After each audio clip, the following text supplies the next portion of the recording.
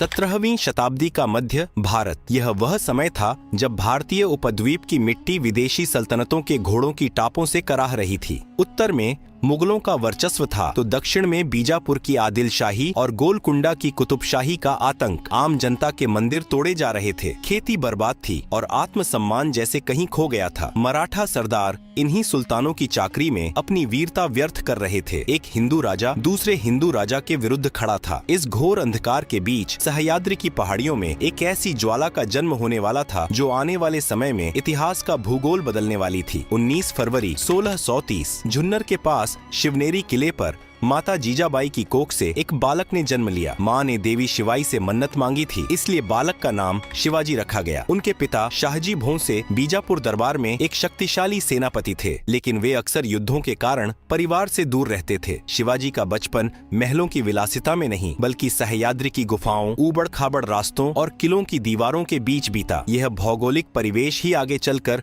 उनकी सबसे बड़ी सामरिक शक्ति बनने वाला था। इतिहास अक्सर राजाओं की तलवार की बात करता है, लेकिन शिवाजी महाराज के मामले में असली धार माता जीजाबाई के संस्कारों ने दी थी। शाहजी राजे अक्सर अपनी जागीरों की रक्षा के लिए व्यस्त रहते थे। ऐसे में शिवाजी के मानस पटल पर स्वराज्य का बीज बोने का कार्य जीजाबाई ने किया। उन्होंने बालक शिवा को रामायण और महाभारत की कहानियां सिर्फ सुलाने के लिए नहीं बल्कि जगाने के लिए सुनाई। उन्होंने समझाया कि अधर्म के विरुद्ध युद्ध करना ही सबसे बड़ा धर्म है। शिवाजी ने बचपन में ही यह समझ लिया था कि वे किसी सुल्तान की गुलामी के लिए पैदा नहीं हुए हैं। उनके हृदय में यह विचार घर कर गया कि यह भूमि हमारी है और इसका शासन भी हमारा ही होना चाहिए। शिवाजी की शिक्षा दीक्षा में दादाजी कोंडदेव का महत्वपूर्ण योगदान रहा। उन्होंने शिवाजी को घोड़सवारी, तलवारबाजी, शासन कला और न्याय व्यवस्था में निपुण बनाया। लेकिन शिवाजी का असली सामरिक विद्यालय मावल का क्षेत्र था। वहाँ के गरीब लेकिन वफादार किसानों के बेटों के साथ शिवाजी ने मित्रता की। वे उनके साथ जंगलों में घूमते, किलों की संरचना को समझते और छापामार युद्ध की शुरुआती गुण सीखते। शिवाजी ने देखा कि इन मावलों में साहस तो है लेकिन उनके पास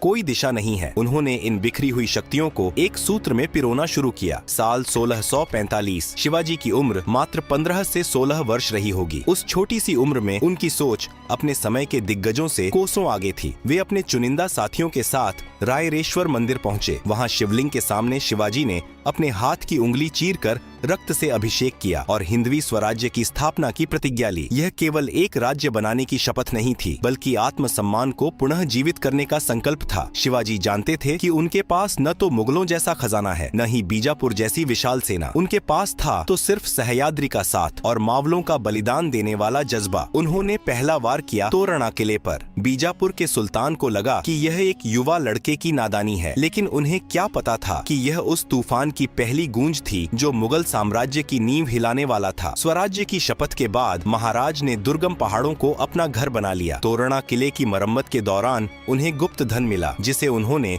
राजगढ़ जैसे अभेद्य दुर्ग के निर्माण में लगाया। राजगढ़ स्वराज्य की पहली धड़कती हुई राजधानी बना। महाराज ने अपनी सेना में ऊंच नीच का भेद पूरी तरह मिटा दिया था। उनके लिए कोली, भंडारी, महार और ब्राह्मण सभी समान रूप से स्वराज्य के रक्षक थे। उन्होंने अपने सैनिकों को कड़ा निर्देश दिया था कि किसी भी गांव की बहू बेटी का अपमान नहीं होना चाहिए और किसानों के हल और बैल को हाथ नहीं लगाया जाएगा। इसी समय एक वीर योद्धा का नाम इतिहास के पन्नों पर सुनहरे अक्षरों में लिखा गया, जिनका नाम था तानाजी मालुसरे। सिंहगढ़ किले को जीतने के लिए तानाजी ने अपने पुत्र की शादी तक छोड़ दी और कहा कि पहले शादी कोंढाणा की होगी। आधी रात को घोर अंधेरे में रस्सी की सहायता से पहाड़ पर चढ़े तानाजी और उनके मावलों ने मुगल सेना को परास्त कर दिया। तानाजी वीर गति को प्राप्त हुए, लेकिन उन्होंने स्वराज्य को सिंहगढ़ दिला दिया। महाराज ने दुखी होकर कहा था कि गढ़ आया लेकिन सिंह गया। यह वह जज्बा था जिसने आम किसानों को महान योद्धा बना दिया था। महाराज ने एक अद्भुत सूचना तंत्र विकसित किया था। उनके गुप्तचर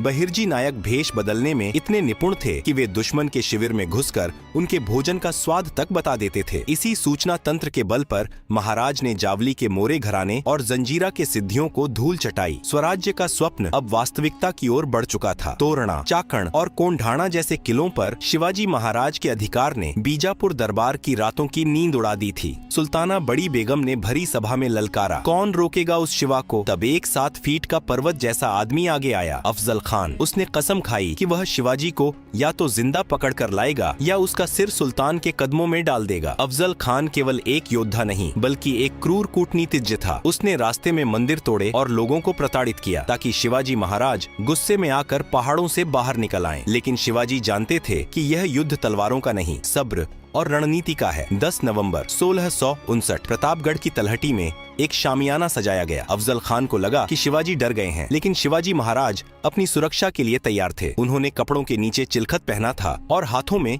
वाघनक छिपा रखे थे। जैसे ही अफजल खान ने उन्हें गले लगाने के बहाने अपनी मजबूत भुजाओं में जकड़कर खंजर से वार किया, वह खंजर शिवाजी के कवच से टकराकर रह गया। अगले ही पल महाराज ने अफजल का पेट फाड़ दिया। यह केवल एक वध नहीं था, यह दुनिया को संदेश था कि स्वराज्य की नींव को हिलाना नामुमकिन है। बीजापुर के बाद अब बारी दुनिया की सबसे बड़ी ताकत मुगल साम्राज्य की थी। औरंगजेब ने अपने मामा शाइस्ता खान को 1.5 लाख की सेना के साथ पुणे भेजा। शाइस्ता खान ने शिवाजी महाराज के बचपन के घर लाल महल पर कब्जा कर लिया। महाराज ने एक अद्भुत दुस्साहस दिखाया। उन्होंने शादी की टोली के भेष में अपने चुनिंदा 400 सैनिकों के साथ रात के अंधेरे में लाल महल पर हमला कर दिया। शाइस्ता खान जान बचाकर खिड़की से कूदा, लेकिन महाराज की तलवार ने उसके हाथ की 3 उंगलियां काट दी। मुगलों की इतनी बड़ी सेना के बीच घुसकर उनके सेनापति को घायल करना और सुरक्षित बाहर निकल आना किसी चमत्कार से कम नहीं था। इतिहास का सबसे बड़ा मोड़ तब आया जब 1666 में मिर्जा राजा जयसिंह के साथ हुई पुरंदर की संधि के बाद शिवाजी महाराज आगरा के मुगल दरबार पहुंचे। औरंगजेब ने उन्हें तीसरी पंक्ति के मनसबदारों के पीछे खड़ा करके उनका अपमान किया। शिवाजी महाराज ने भरी सभा में औरंगजेब को ललकारा और बाहर निकल गए। उन्हें और उनके पुत्र संभाजी को जयपुर भवन में नजरबंद कर दिया गया। मौत उनके सामने खड़ी थी, लेकिन महाराज का मस्तिष्क शांत था। उन्होंने अपनी बीमारी का नाटक किया और गरीबों को मिठाई के टोकरे बांटना शुरू किया। 17 अगस्त 1666 को शिवाजी और संभाजी उन्हीं मिठाई के टोकरों में छिपकर आगरा से निकल भागे। यह पलायन आधुनिक विश्व इतिहास की सबसे महान रोमांचक कहानियों में गिना जाता है। शिवाजी महाराज ने छापामार युद्ध नीति को एक विज्ञान बना दिया था। वे जानते थे कि मुगलों की विशाल सेना खुले मैदान में अजेय है, इसलिए उन्होंने युद्ध को पहाड़ों, घने जंगलों और दुर्गम घाटियों में खींच लिया। उनकी सेना छोटी थी, लेकिन बिजली की तरह तेज थी। हमला करो और गायब हो जाओ। मुगल सैनिक इसी उलझन में पागल हो जाते थे कि दुश्मन कहां से आया और कहां गया। शिवाजी ने यह सिद्ध कर दिया कि अगर बुद्धि और संकल्प साथ हों, तो दुनिया की किसी भी विशाल सेना को घुटनों पर लाया जा सकता है। 1674 तक शिवाजी महाराज ने मुगलों और आदिल शाही के बड़े भूभाग पर विजय प्राप्त कर ली थी, लेकिन तकनीकी रूप से दुनिया की नजर में वे अब भी एक विद्रोही या जमींदार के बेटे ही थे। मुगल उन्हें पहाड़ी चूहा कहते थे। महाराज जानते थे कि जब तक स्वराज्य को एक कानूनी और धार्मिक मान्यता नहीं मिलती, तब तक इसे एक स्वतंत्र राष्ट्र नहीं माना जाएगा। 6 जून 1674 को रायगढ़ के दुर्ग पर वह ऐतिहासिक क्षण आया। काशी के विद्वान गागा भट्ट ने उनका राज्याभिषेक किया। महाराज ने छत्रपति की उपाधि धारण की। यह केवल एक व्यक्ति का राज तिलक नहीं था, बल्कि 300 वर्षों की गुलामी के बाद एक स्वतंत्र स्वदेशी सत्ता का पुनर्जन्म था। महाराज ने एक नया पंचांग शुरू किया और अपने नाम के सोने के सिक्के जारी किए। रायगढ़ अब केवल एक किला नहीं, बल्कि हिंदवी स्वराज्य की धड़कती हुई राजधानी बन चुका था। शिवाजी महाराज की दूरदर्शिता अद्भुत थी। उन्होंने उस समय के यूरोपीय व्यापारियों को देखकर यह समझ लिया था कि जिसके पास समुद्र है, उसी के पास शक्ति है। उन्होंने कहा था, जलमेव यस्य बलमेव तस्य। भारत की विशाल समुद्री सीमा होने के बावजूद उस समय किसी भी भारतीय राजा के पास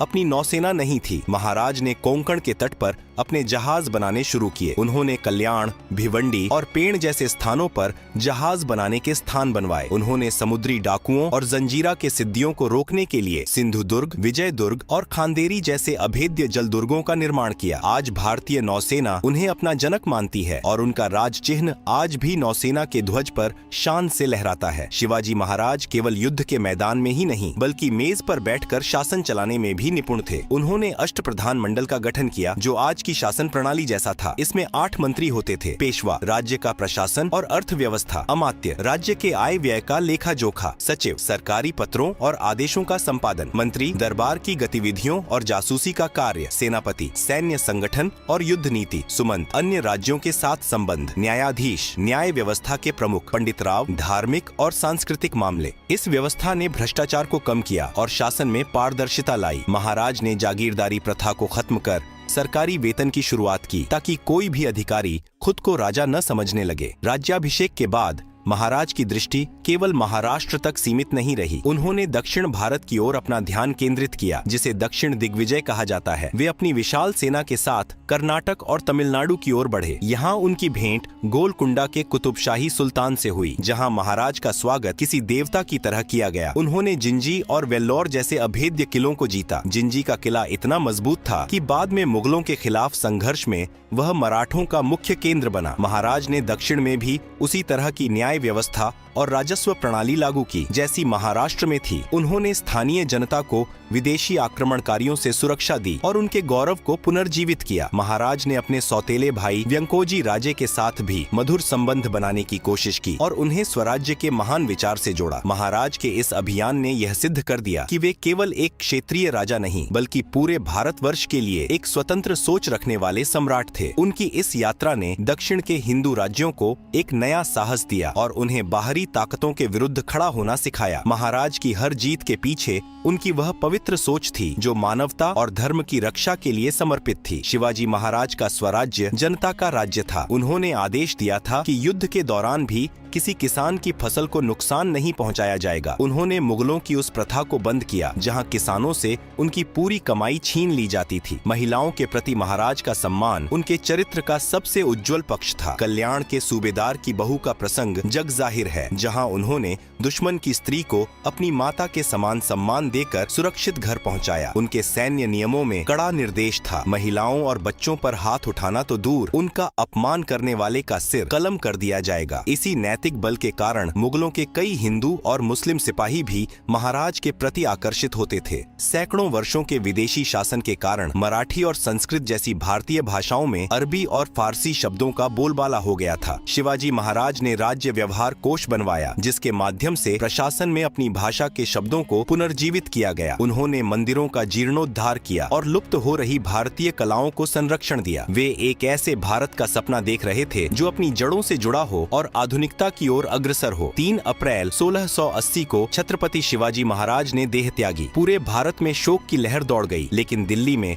औरंगजेब ने राहत की सांस ली। उसे लगा कि पहाड़ी चूहा अब नहीं रहा तो दक्षिण को जीतना अब बच्चों का खेल होगा। 1681 में औरंगजेब अपनी विशाल मुगल सेना, असीमित खजाना और अपनी पूरी सल्तनत लेकर दक्षिण की ओर कूच कर गया। उसका संकल्प था मराठा साम्राज्य का नामो निशान मिटाना, लेकिन नियति ने कुछ और ही लिख रखा था। औरंगजेब यह सोचकर आया था कि वह कुछ महीनों में लौट जाएगा, पर वह यह नहीं जानता था कि दक्षिण की यही मिट्टी उसकी और उसके साम्राज्य की कब्र बनने वाली है। शिवाजी महाराज के उत्तराधिकारी छत्रपति संभाजी महाराज ने वह कर दिखाया जिसकी कल्पना औरंगजेब ने भी नहीं की थी। संभाजी महाराज ने 9 वर्षों तक मुगलों, सिद्दी, पुर्तगालियों और अंग्रेजों के खिलाफ एक साथ युद्ध लड़ा। उन्होंने लगभग 120 लड़ाइयां लड़ी और एक भी युद्ध नहीं हारा। पुर्तगालियों के खिलाफ पोंडा के युद्ध में संभाजी ने ऐसी वीरता दिखाई थी कि मुगल सेना उन्हें देखकर ही कांप उठती थी। संभाजी महाराज के काल में मुगल एक भी मराठा किला पूरी तरह जीत नहीं पाए। 1689 में धोखे से संभाजी महाराज को संगमेश्वर में बंदी बना लिया गया। औरंगजेब ने उनके सामने शर्त रखी, धर्म परिवर्तन करो और स्वराज्य की जानकारी दो। संभाजी महाराज ने मौत को चुना, लेकिन स्वाभिमान को नहीं। 40 दिनों तक उन्हें अमानवीय यातनाएं दी गईं, उनकी आंखें निकाल दी गईं, खाल खींच ली गई, लेकिन उस शेर की दहाड़ कम नहीं हुई। औरंगजेब की यह सबसे बड़ी रणनीतिक भूल थी। संभाजी महाराज की हत्या ने मराठों के मन में डर नहीं, बल्कि मुगलों के प्रति एक ऐसी नफरत और प्रतिशोध की ज्वाला भर दी कि स्वराज्य अब राजा का युद्ध न रहकर जनता का युद्ध बन गया। संभाजी के बाद छत्रपति राजाराम और उनके बाद उनकी पत्नी महारानी ताराबाई ने स्वराज्य की कमान संभाली। ताराबाई की सामरिक सूझबूझ ने मुगलों को पस्त कर दिया। उन्होंने औरंगजेब की आर्थिक घेराबंदी की नीति को उसी पर उलट दिया। मराठे अब केवल किलों की रक्षा नहीं कर रहे थे, बल्कि मुगलों के कब्जे वाले इलाकों पर हमला कर उनकी रसद काट रहे थे। औरंगजेब बूढ़ा हो चुका था, उसका खजाना खाली हो रहा था और उसकी सेना का मनोबल टूट चुका था। वह मराठों को जितना कुचलता, वे उतने ही वेग से उभरते। 1707 का साल, अहमदनगर के शिविर में 88 वर्षीय औरंगजेब अपनी अंतिम सांसें ले रहा था। उसकी आंखों के सामने उसका वह सपना टूट रहा था जिसके लिए उसने 27 साल जंगलों और टेंटों में बिता दिए थे। वह जिस मराठा शक्ति को मिटाने आया था, वही अब दिल्ली की ओर कूच करने की तैयारी कर रही थी। औरंगजेब की मृत्यु के साथ ही मुगल साम्राज्य का पतन शुरू हो गया। शिवाजी महाराज ने जो बीज बोया था, वह अब एक विशाल वटवृक्ष बन चुका था। आने वाले दशकों में पेशवाओं के नेतृत्व में मराठा ध्वज कटक से अटक तक लहराया। छत्रपति शिवाजी महाराज की विरासत केवल किलों और नक्शों तक सीमित नहीं है, वह आज भी हर भारतीय के आत्मसम्मान में जीवित है। लोकमान्य तिलक ने स्वराज्य की भावना जगाने के लिए शिव जयंती का उत्सव शुरू किया। नेताजी सुभाष चंद्र बोस और वीर सावरकर जैसे क्रांतिकारियों के लिए महाराज एक प्रेरणा पुंज थे। शिवाजी महाराज ने सिखाया कि संसाधन कम हो तो भी इच्छा शक्ति से भूगोल बदला जा सकता है। उन्होंने सिखाया कि न्यायप्रियता ही शासन का असली आधार है। आज जब हम भारतीय नौसेना के जहाजों को देखते हैं या अपनी सैन्य रणनीतियों पर चर्चा करते हैं तो कहीं न कहीं उस सह्याद्री के शेर की परछाई जरूर दिखती है। हिंदवी स्वराज्य एक राज्य नहीं बल्कि एक विचार है जो अजेय था, अजेय है और अजेय रहेगा। शिवाजी महाराज और उनके उत्तराधिकारियों की यह कहानी हमें याद दिलाती है कि इतिहास उन लोगों का नहीं होता जो केवल बड़ी सेनाएं रखते हैं। अगर वीडियो आपको अच्छा लगा है तो वीडियो को लाइक, शेयर और चैनल को सब्सक्राइब जरूर करें और कमेंट में हर हर महादेव अवश्य लिखें।